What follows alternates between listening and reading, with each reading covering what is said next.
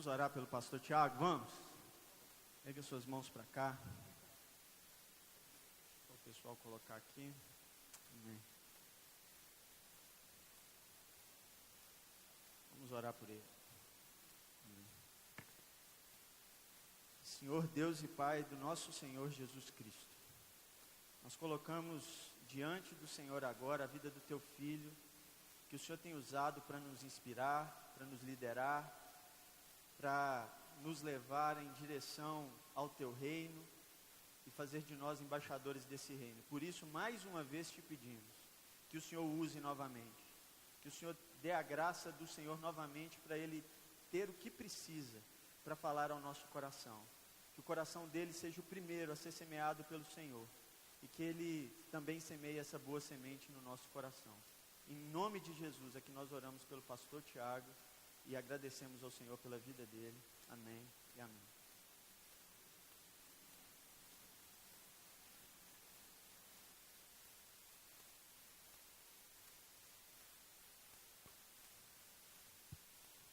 Graça e paz de Cristo. Que lindo, viu? Que louvor maravilhoso para o Senhor. Com certeza Ele está recebendo lá como um aroma suave. Glória ao Senhor Jesus. Gente, é um privilégio, mais uma vez nessa noite, mais uma vez nesse ano, eu estar trazendo a palavra aqui no nosso congresso de carnaval da Juventude JET. Maravilhoso, glória ao Senhor Jesus, glória ao Senhor Jesus todo o tempo. Nessa noite eu te chamo para a gente poder fazer um estudo bíblico. Eu te convido para a gente poder estudar a palavra de Deus no livro de Efésios. Efésios capítulo 4, do verso 17 adiante. Efésios capítulo 4, do verso 17 em diante. Glória a Deus, glória a Deus. Antes de entrar no assunto que está nessa carta à igreja de Éfeso, eu sei que tem pessoas aqui que talvez ainda não conheçam sobre criação, sobre queda e sobre redenção. Por isso eu quero começar de uma forma bem rápida, te dar uma visão bíblica de o que é criação, como é a queda e como é a redenção bíblica. Deus, Ele criou o homem, e Ele criou o homem à sua imagem e semelhança. E a imagem e semelhança não é, o homem então parece-se com Deus. A imagem e semelhança é porque nós temos inteligência e nós temos liberdade para poder escolher. E quando Deus criou o homem, Ele nos criou Adão, criou Eva. Ele criou o homem para que o homem tivesse comunhão com Ele.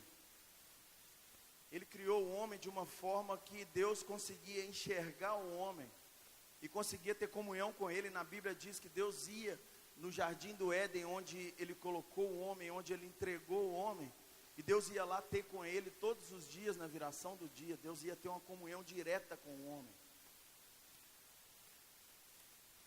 Mas o homem, ele escolheu se relacionar com o pecado.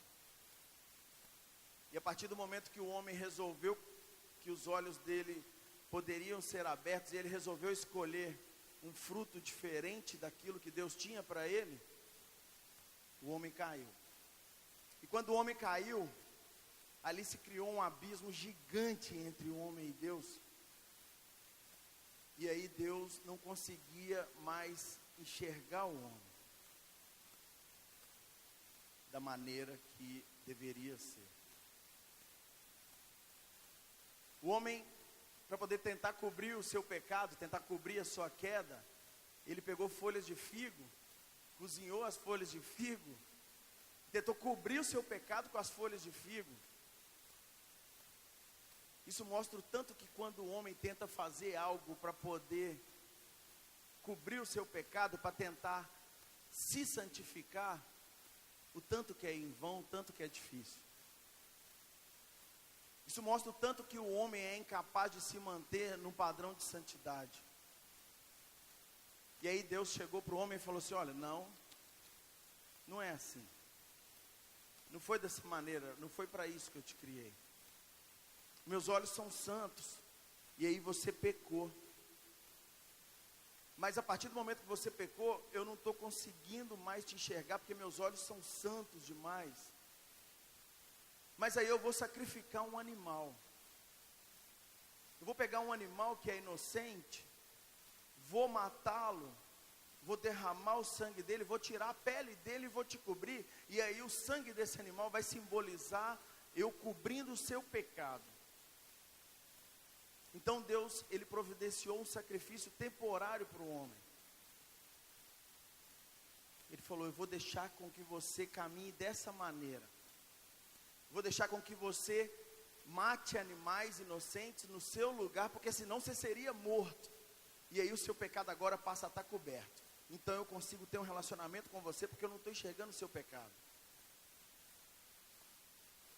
Mas aí Deus, maravilhoso na sua infinita gloriosidade, depois que o homem foi criado, depois que o homem caiu, Ele falou assim: não está completo. Eu tenho uma obra redentora para o homem.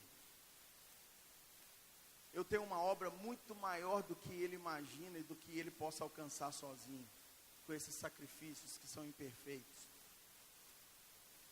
E aí Deus falou para o homem que mandaria o seu filho, que ele se desprenderia de uma parte dele e mandaria o seu próprio filho para morrer no lugar do homem. E aí ele enviou Jesus Cristo. E aí Jesus Cristo veio aqui nessa terra, foi humilhado no meu lugar, Ele carregou todo o fardo do pecado no meu lugar e no seu lugar. E aí Ele ressuscitou. A partir do momento que Jesus Cristo morreu e ressuscitou, o sangue dele agora passou não só a cobrir o meu pecado. Agora o sangue de Jesus, ele está lavando o meu pecado e jogando o meu pecado fora. E a partir do momento que eu estou em Cristo Jesus, Deus Pai consegue me enxergar e eu consigo ter um relacionamento com Ele. A partir desse momento que você reconhece Jesus Cristo como Senhor e Salvador, é o momento que Ele consegue te enxergar como filho, você passa a se tornar filho. A gente estava cantando aqui agora: Tu és o meu filho amado, em quem eu tenho prazer. Você passa a ser um filho amado em quem Ele tem prazer, a partir do momento que você reconhece que Jesus Cristo é Senhor e Salvador, o único, suficiente Senhor e Salvador da sua vida. Aí você consegue manter um relacionamento com esse Deus. E aí, enxergando a criação, a queda e a redenção, a gente consegue entender muito melhor a palavra de Deus. A gente consegue, na verdade, entender melhor tudo à nossa volta. Isso se chama cosmovisão. A gente passa a ter uma visão muito mais ampla das coisas. Eu passo a enxergar o mundo através dos olhos de Deus. Por que eu estou aqui? Qual o meu dever aqui? O que eu tenho que deixar para as gerações futuras? A sua visão melhora muito, a sua visão cresce, a sua visão se amplia. E aí você para de preocupar com horizontalidade. Você começa a se preocupar mais com profundidade em Deus. Porque você começa a reconhecer o que Ele fez por você. Nós passamos a reconhecer aquilo que Ele fez por nós. E aí nós queremos profundidade em Deus. E essa carta de Efésios, que eu pedi que vocês abrissem, ela foi escrita por um homem que ele tinha profundidade com Deus. Um homem que entendeu a obra de Deus, a obra redentora de Deus por ele, e que mudou totalmente a história da vida dele, e através da mudança da história da vida dele, milhões e milhões e milhões de pessoas tiveram as suas vidas mudadas através da palavra de Deus. Paulo escreveu 13 livros. 13 livros ele assinou como autoria. Desses 13 livros, 9 mais ou menos são direcionados para a igreja de forma aberta, todos são para nós, mas 9 diretamente são direcionados para a igreja. Ele abria uma igreja, ele fazia nascer uma igreja em uma cidade, depois ele saía daquele lugar para poder pregar em outros lugares, mas ele continuava cuidando daquele rebanho, ele continuava mandando cartas, ele continuava cuidando daqueles irmãos. E essa carta de Efésios é uma dessas cartas, porque essa igreja de Éfeso ele fundou ela, e depois de um tempo ele saiu a pregar o evangelho e ele foi preso. E quando ele estava na prisão em Roma, foi quando ele escreveu essa carta para a igreja de Éfeso. Preso, ele escreveu essa carta para a igreja. E aí, ele, na primeira metade dessa carta, ele começa a expor Jesus Cristo e começa a mostrar quem é Jesus, para que Jesus Cristo veio, como Jesus Cristo morreu e o que Jesus Cristo queria de nós. Na segunda metade dessa carta, ele começa a exortar a igreja. Ele já passa no final do livro de Efésios a exortar a igreja, dar direção para a igreja, falar como a igreja deve agir, sendo um povo eleito, sendo um povo separado, sendo sacerdócio santo. Ele falou assim: vocês vão agir não mais da maneira que vocês agiam antes, agora vocês vão agir dessa maneira. Essa é a vontade de Deus, e sempre sendo usado por Deus, sempre iluminado por Deus para isso. Então a gente vê que toda a carta é um chamamento para a unidade como o corpo de Cristo.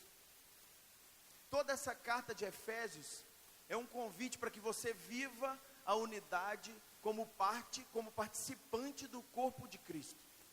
Não só como espectador, mas como participante de verdade. Olha como que ele fala aqui, olha.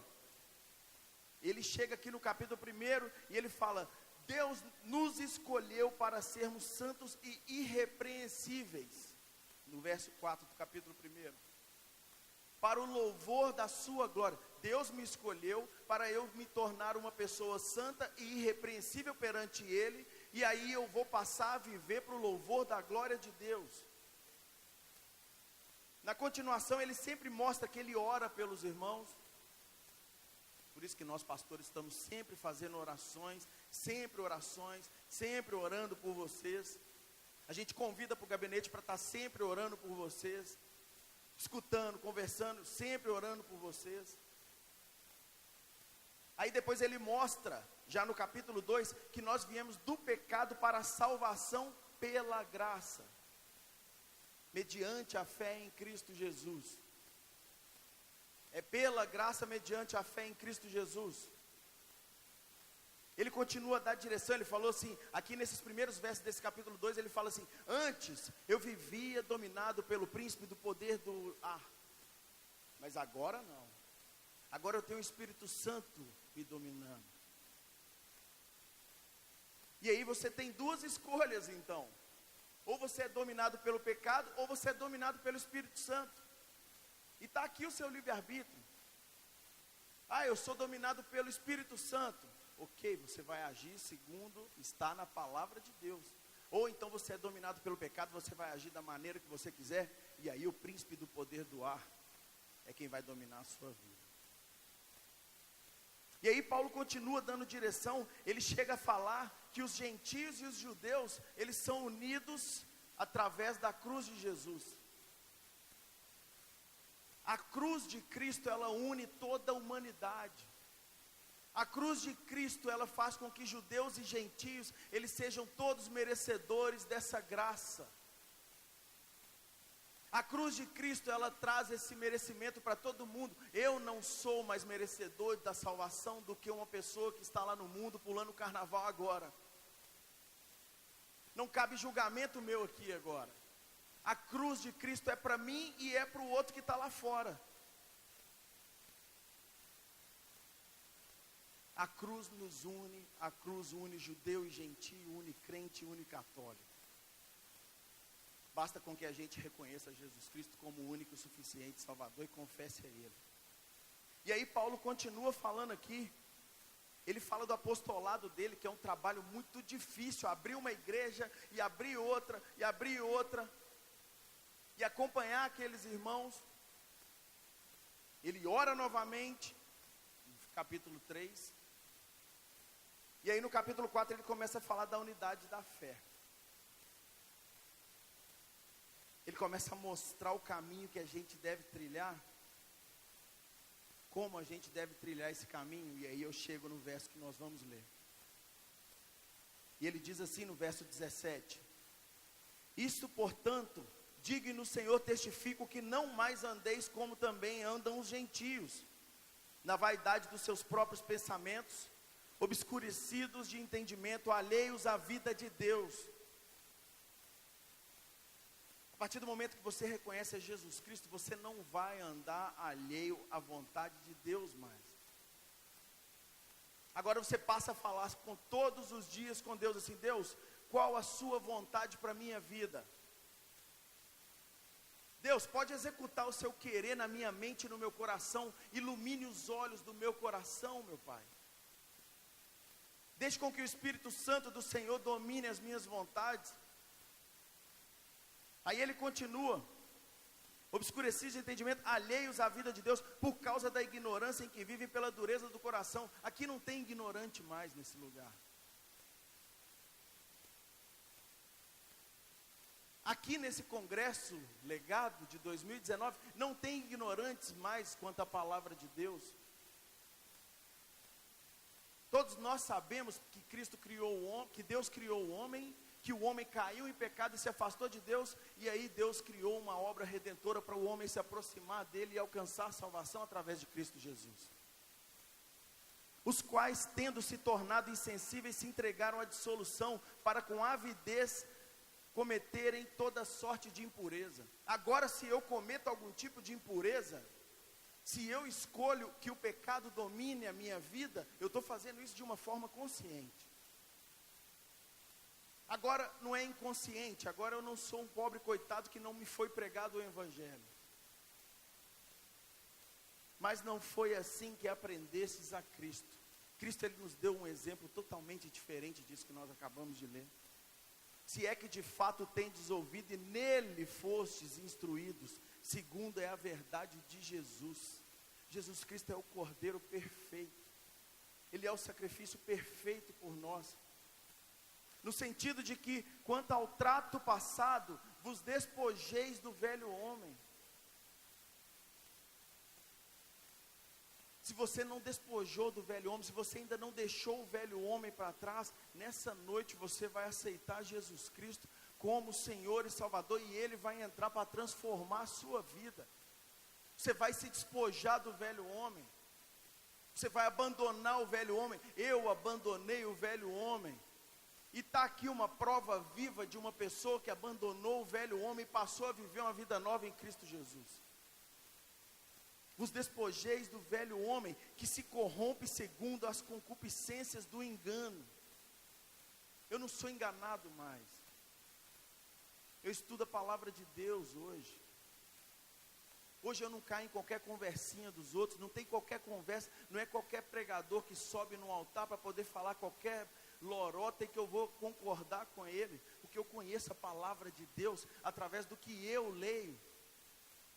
E a vontade de Deus é que todos nós conheçamos a palavra dele através do que nós estudamos, através daquilo que nós buscamos para ter intimidade com ele. Vos renoveis no espírito do vosso entendimento. A gente começar a pedir para que o Espírito Santo ele nos dê direção. E vos revistai de um novo homem, criado segundo Deus, em justiça e retidão, procedentes da verdade.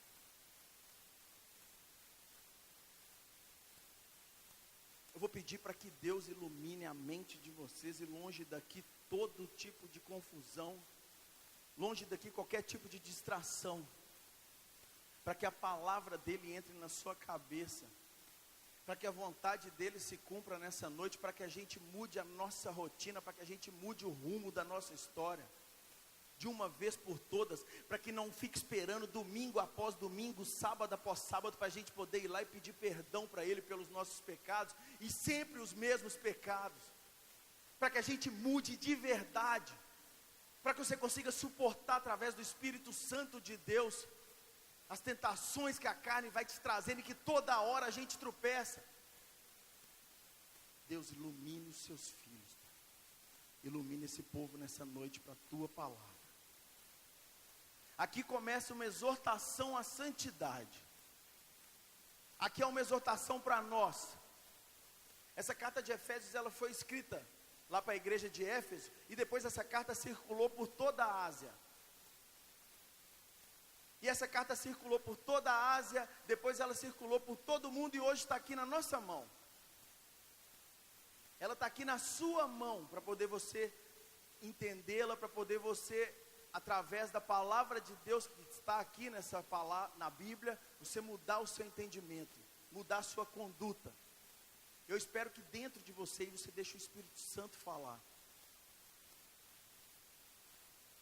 Ele diz assim, verso 25: por isso, deixando a mentira, João 8:44.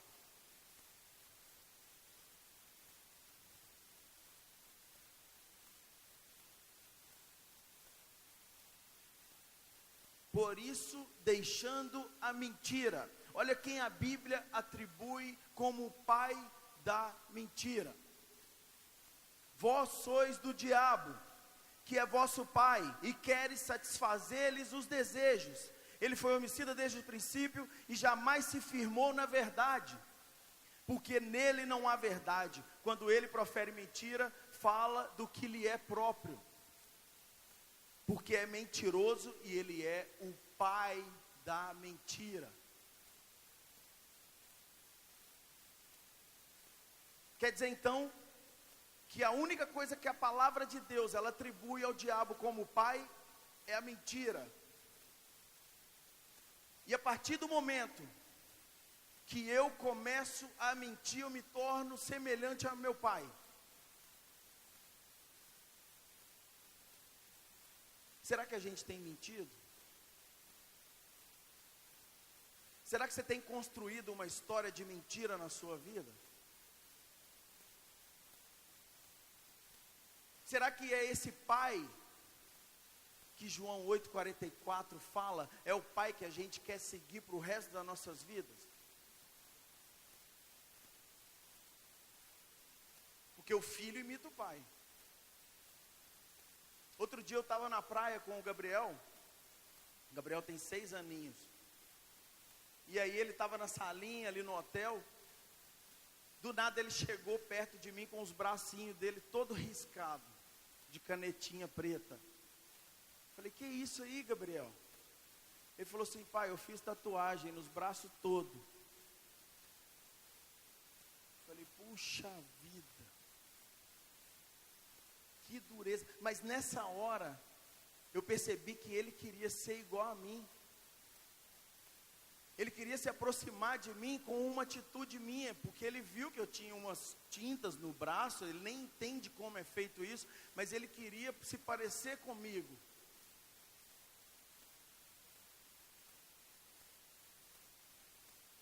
A canetinha da mentira é o que nos faz se parecer com o diabo. E aqui não fala uma mentirinha, ou uma mentirona, ou uma historinha, ou uma invençãozinha. Paulo está falando aqui sobre a gente deixar a mentira, para que a gente construa um legado de santidade. Ele continua assim, fale cada um a verdade com o seu próximo, porque somos membros uns dos outros. Sabe o que eu entendo com isso aqui, quando ele dá essa direção para igrejas? Vamos falar a verdade com o nosso próximo. Nosso próximo é quem está perto de mim, quem está sentado do meu lado no culto. Vamos falar a verdade com o nosso próximo, com o nosso irmão, com a pessoa que está aí do seu lado. Porque se eu não tenho coragem, se eu não tenho caráter, se eu não tenho domínio sobre minha língua para falar a verdade com o meu irmão que está sentado do meu lado, imagina como eu vou tratar o meu irmão que está lá fora. Imagina como que vai ser a minha conduta com uma pessoa que nem mesmo eu considero irmão. Como será que vai ser a sua conduta com uma pessoa que você não considera ser seu irmão? Por isso vamos construir, gente, um legado de verdade. Se o tema é legado, vamos pensar nisso e vamos ver o que nós estamos fazendo. Vamos ver o que a gente tem feito da nossa vida e o que nós estamos deixando para gerações futuras. O que o meu filho tem aprendido comigo, o que meus colegas de trabalho têm aprendido comigo. O que os seus professores de faculdade têm aprendido com vocês? Plágio. Trabalho copiado, dúbio trabalho. Ele pega o trabalho de um, tem que ficar conferindo, porque já não tem confiança em ninguém mais.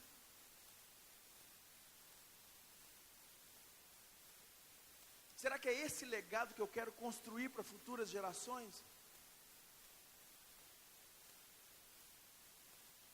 Lutero falou assim: paz enquanto puder, e verdade a todo tempo.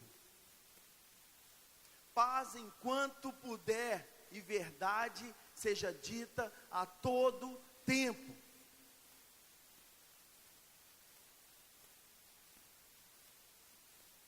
E aí C.S. Lewis falou assim, um pouquinho mais para frente: falemos a verdade todo tempo, sim. Mas se essa verdade sua servir para magoar o outro, guarda ela para você. Arruma um jeito melhor de falar. Deixa o Espírito Santo falar essa verdade através da sua boca. Falemos a verdade para o nosso próximo. Aí no verso 26 diz assim: irai-vos e não pequeis. Gente, eu sou um cara que eu tenho um temperamento muito forte, eu sou sanguíneo. Eu sou muito explosivo. Eu sou um cara que quero resolver as coisas muito na hora, quando acontece alguma coisa. Tenho certeza que eu não sou o único aqui. Às vezes eu quero fazer alguma coisa, eu quero resolver, e tem alguma questão, eu já chamo na hora, já falo, vamos conversar.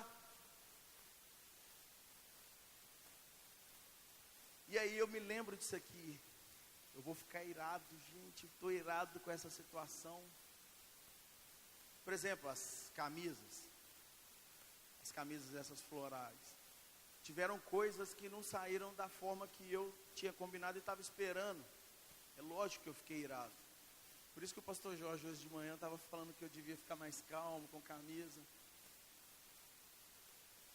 É lógico, explosivo, já chama no WhatsApp, já começa a falar e falar, depois volta no WhatsApp, porque hoje em dia tudo tem a rabiola, hoje em dia tudo tem histórico. Aí eu falo, poxa, para que eu fui falar isso desse jeito? Por que é que eu fui abrir a minha boca? Nem abrir a boca por que é que eu fui pegar meu dedo e deixar ele movimentar ali naquele WhatsApp desse jeito? Deveria eu ficar irado por eu não estar indo pregar o evangelho na rua? Deveria eu ficar irado quando eu saísse de um posto de gasolina e eu não falei de Jesus para o frentista, ele colocou gasolina no meu carro e às vezes nunca ouviu falar de Jesus dentro de Belo Horizonte, e eu não tive coragem de tirar um panfleto e entregar na mão desse frentista? Deveria eu ficar irado na hora que eu falasse mal de alguém, na hora que eu tratasse um irmão meu com desdém, na hora que eu virasse a cara para alguém? Deveria eu ficar irado quando eu pecasse, quando eu afastasse o Espírito Santo de Deus de mim? Deveríamos nós ficar irados com atitudes negativas nossas mesmas. E aí ele continue: não se ponha o sol sobre a vossa ira. Piorou agora. Eu estou ficando irado e eu ainda estou deixando com que essa ira se prolongue para poder crescer, para poder virar um gigante na minha vida. Eu vou deixar que essa ira cresça, e aí ela vai chegar de um tamanho enorme, que vai chegar uma hora que eu não vou conseguir mais dar conta de contê-la. E aí vira uma inimizade, vira uma morte, vira um problema muito pior. Não se ponha o sol sobre a vossa ira. Ora, pede para o Espírito Santo para Ele tirar a raiva do seu coração. Eu estou falando isso tudo porque eu vivo isso. Eu estou falando para vocês o que eu vivo. Tem hora que eu tenho que ir para a escada lá de casa, sentar lá sozinho e começar a chorar. Pedindo para Deus, falando assim: Deus, por favor, tira de mim esse sentimento. Por favor, Deus, Espírito Santo de Deus, fica aqui comigo. Tira de mim essa ira, essa raiva que eu estou.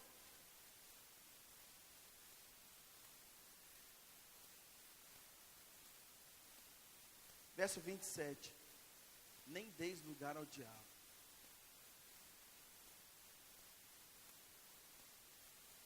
Difícil ouvir, não é?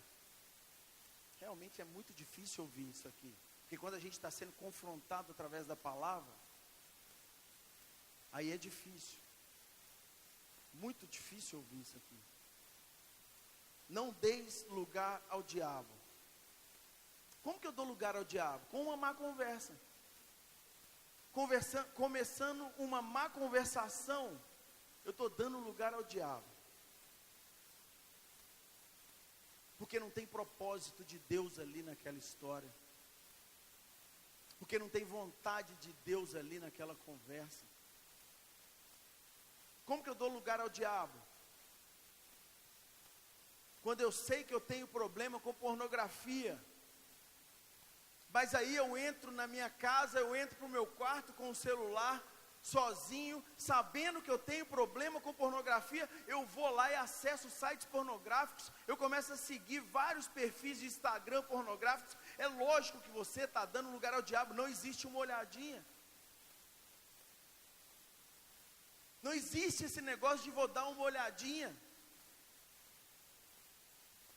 Como que eu dou lugar ao diabo? Quando entra uma conversa, uma piada erótica, e aquilo passa a ser normal na minha vida. Como que eu dou lugar ao diabo? A partir do momento que eu deixo com que minha ganância faça com que eu roube alguma coisa na empresa que me sustenta. Eu vou fazer uma vez. Mas aí não dá nada, ninguém descobre. Eu vou fazer a segunda.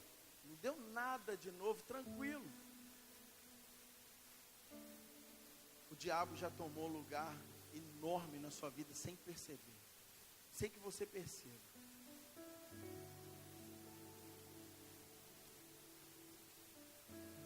Não deis lugar ao diabo. Não dá lugar ao diabo.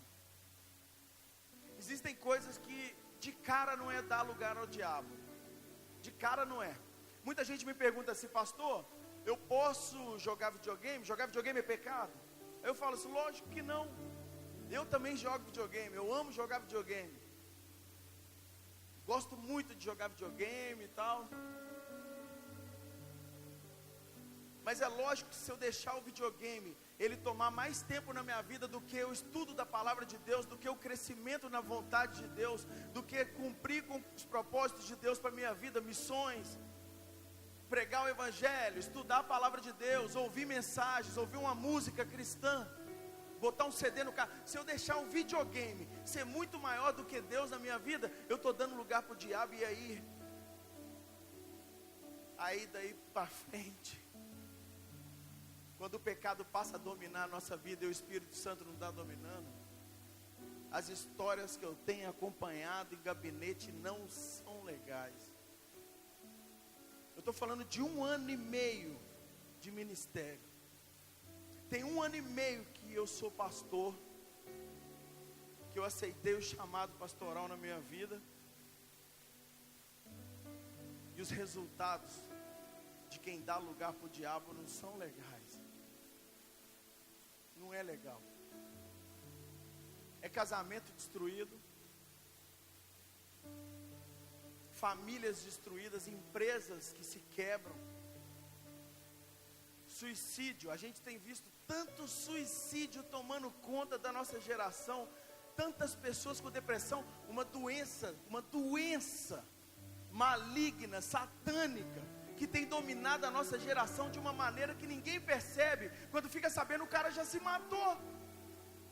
Talvez por dependência emocional de uma menina que ele ficou uma vez. Ai, eu apaixonei com aquela menina.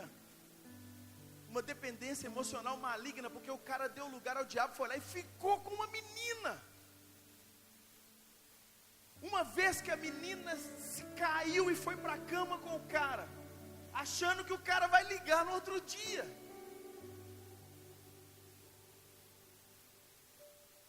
Deu lugar ao diabo. Aí depois volta para a igreja toda quebrada. Volta para a igreja toda destruída. Sem dinheiro, sem amigos. Autoestima lá embaixo. Porque deu lugar para o diabo, gente.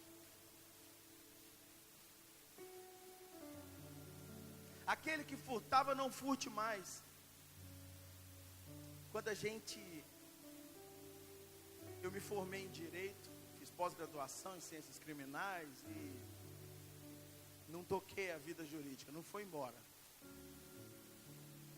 Mas antes de estudar Direito, eu imaginava que furto era o cara com a AK-47, uma touca na cara, e chegando no banco, metendo o pé lá na...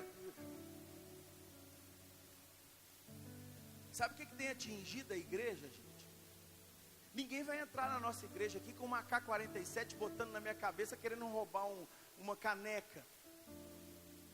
Sabe o que tem atingido a igreja e tem feito com que as pessoas deem lugar para o diabo? O furto. Aquele que furtava, não furte mais. Sabe por quê? O furto no Código Penal, ele é o artigo 155.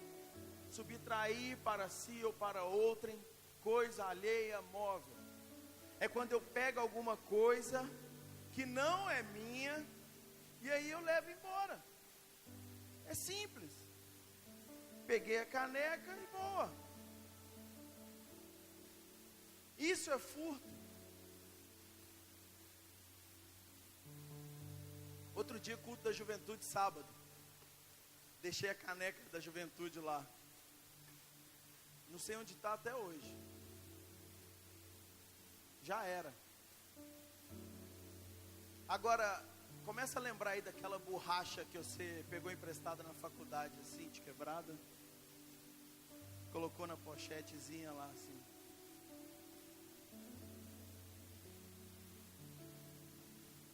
Eu começo a lembrar o picolé na padaria. O velho homem meu era muito podre, gente. O meu velho homem foi muito podre. O meu velho homem não vale a pena nem contar.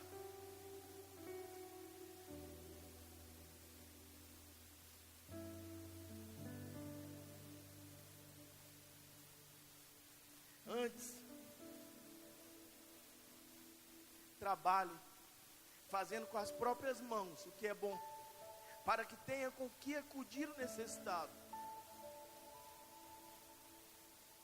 Eu tenho lutado para que a juventude de Getsemane consiga produzir dinheiro. E aí você vai lá e compra uma camisa. E aí, através da camisa que você comprou, eu quero que o lucro todinho vá para um trabalho que nós vamos começar esse ano.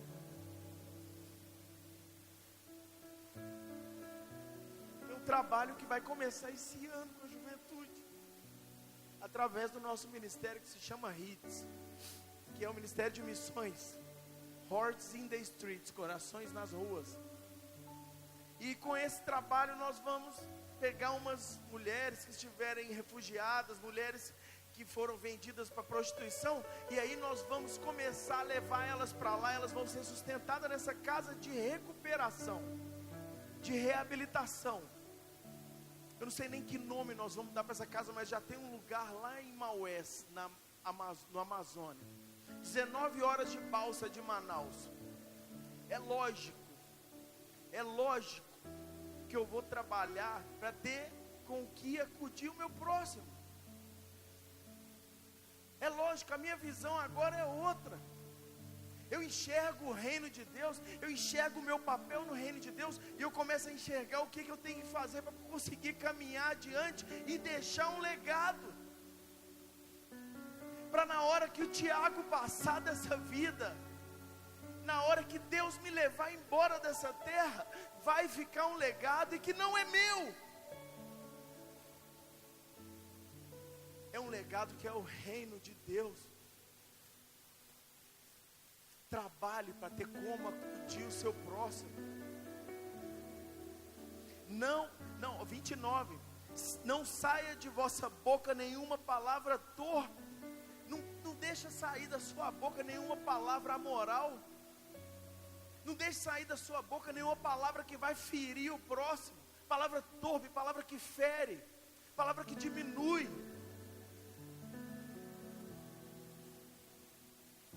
E sim, unicamente a que for boa para a edificação conforme a necessidade, e assim transmita graça aos que ouvem.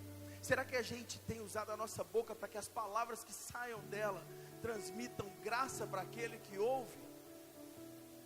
Será que eu tenho usado a minha boca, a minha língua, para poder transmitir graça a quem está ouvindo tudo que eu falar? Vocês sabem o que é a graça de Deus? A graça é um dom de Deus, é um presente de Deus para o homem. É por esse presente, é através desse presente da graça, que nós somos salvos, porque pela graça, mediante a fé em Jesus Cristo, a graça é um dom que vem com a salvação, ela vem com perdão, vem com santificação e vem com libertação. A graça não é algo que vai fazer com que eu peque mais, porque o que tem se pregado aí a respeito da graça é uma palhaçada. Se chama graça barata o que tem se pregado aí, porque o que tem se pregado aí a respeito da graça de uma forma barata, é que você pode, depois de ter reconhecido Jesus Cristo como Senhor e Salvador, continuar pecando e vivendo da mesma maneira que vivia antes. É lógico que não. Se eu sou dominado pelo Espírito Santo, eu não vou viver da mesma maneira que eu vivia antes. E se eu tomava vodka para destruir o mundo, para poder arrebentar as coisas, por que agora eu vou continuar utilizando dos mesmos meios que eu utilizava para destruir as coisas? A graça de Deus, ela é, em primeiro lugar, perdoadora. Será que eu uso a minha língua para que a graça alcance as pessoas? A graça de Deus, ela é libertadora, ela me liberta do pecado, que eu fui perdoado. Eu fui liberto de tudo aquilo que me prendia, toda a podridão que me prendia no mundo, eu fui liberto. Eu fui liberto. Eu fui liberto. Deus usou um médico, para que esse médico me desse remédios, e depois disso, depois desses remédios que eu tomei, a vontade foi passando, e hoje eu sou um cara liberto, pela graça de Deus. A graça de Deus, ela é santificadora. Será que nós temos usado a nossa boca para que uma graça santificadora alcance o nosso próximo? Será que nós temos usado a boca para que a graça salvadora de Cristo, ela alcance o nosso próximo? Oh Jesus, nos dê direção, Pai.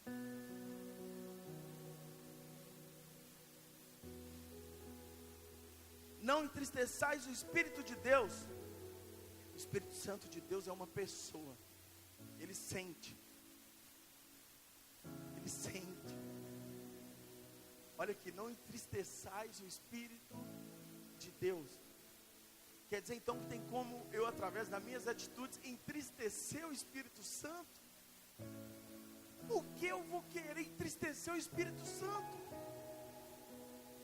Por que é que eu vou viver para entristecer o Espírito Santo de Deus?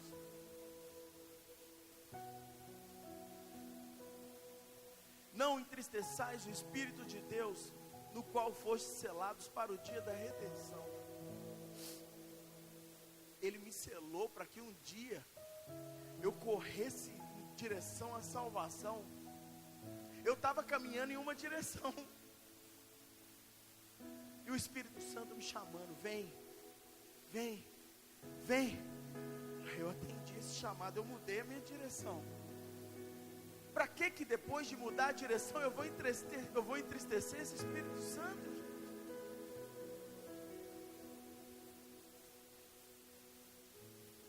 Agora eu quero profetizar aqui. Nesses próximos versos eu quero profetizar sobre a sua vida, no nome poderoso de Jesus Cristo. Longe de vocês toda amargura. Sabe o que é amargura? Angústia. Aquilo que fere a sua alma, que demora um tempo para poder sair. Longe de vós toda amargura e cólera. Sabe o que o dicionário define como cólera? Violenta oposição contra quem me prejudicou. Longe de vocês toda cólera, no nome do Senhor Jesus. É uma violenta oposição contra quem me prejudicou. Sabe quem age dessa maneira, com uma violenta oposição contra quem o prejudicou? Um animal selvagem. Um animal é quem você prejudica ele de alguma maneira e ele age de uma forma violenta contra você. Longe de vós toda cólera. Longe de vós toda ira, no nome do Senhor Jesus. Longe de vós toda gritaria. E blasfêmias, gente. Insultar a Deus. Insultar a Deus, gente.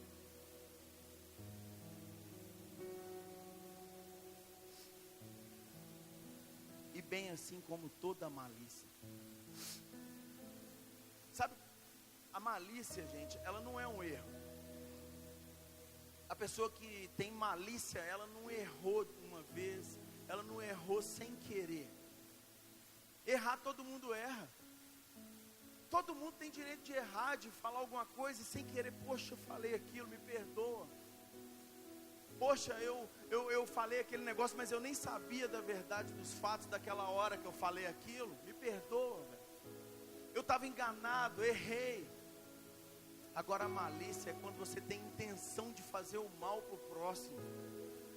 Agora eu tenho intenção de fazer o mal. Olha, eu vou falar daquele camarada para aquela pessoa em específico, porque eu sei que aquela pessoa ela vai disseminar isso que eu estou falando. E aquilo vai prejudicar aquela que eu dirigi, o que eu falei. Eu vou falar daquela menina um negócio para que o camarada que eu gosto não queira mais namorar com ela. Aí vai abrir espaço para mim. Isso é malícia. Você está fazendo algo com a intenção de prejudicar uma pessoa, de maltratar a vida de uma pessoa.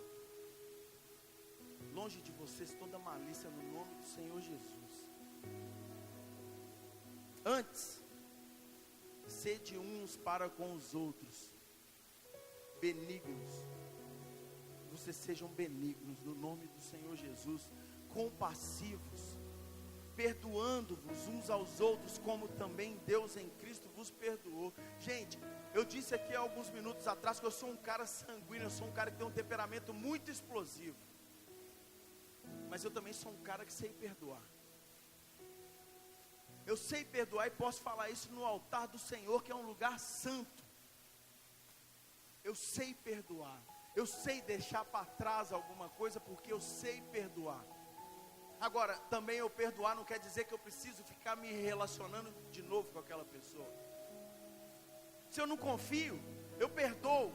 Eu tiro a raiva de mim, eu cumprimento. Eu continuo conversando, às vezes, encontrou conversa. Eu perdi a raiva que eu tinha da pessoa, eu perdoei ela. Você tem que conseguir perdoar o seu próximo, você tem que orar para Deus te dar um coração perdoador. Por mais difícil que seja, você vai exercitando e o Espírito Santo vai te dando situações que Ele vai te lembrando, falando assim, olha, você me pediu para poder te ajudar a perdoar. Está aí uma situação que eu estou te convocando para que você perdoe aquela pessoa. E agora eu estou te falando, bora perdoar ela, porque agora eu sou dominado pelo Espírito Santo. Agora vocês são dominados pelo Espírito Santo de Deus.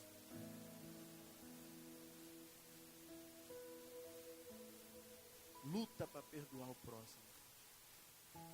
Luta para não deixar nenhuma rabiola aí para trás. Faz força, faz esforço. Vocês vão estar construindo um legado para o reino de Deus. Viver em unidade.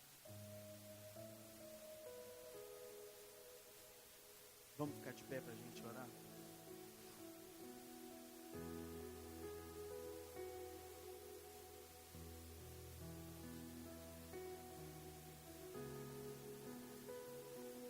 Capítulo 5, verso 1. Sede, pois, imitadores de Deus como filhos amados. Gálatas 5, verso 22. Deixa eu ir em Gálatas aqui. Aqui, ó, capítulo 5, verso 22. Quer ver como é que você vai imitar a Deus? Você quer ser um imitador de Deus? Mas o fruto do Espírito é amor, alegria, paz, longanimidade, benignidade, bondade, fidelidade, mansidão, domínio próprio. Contra essas coisas não há lei. E os que são de Cristo Jesus crucificaram a carne com as suas paixões e concupiscências. Se vivemos no Espírito, andemos também no Espírito.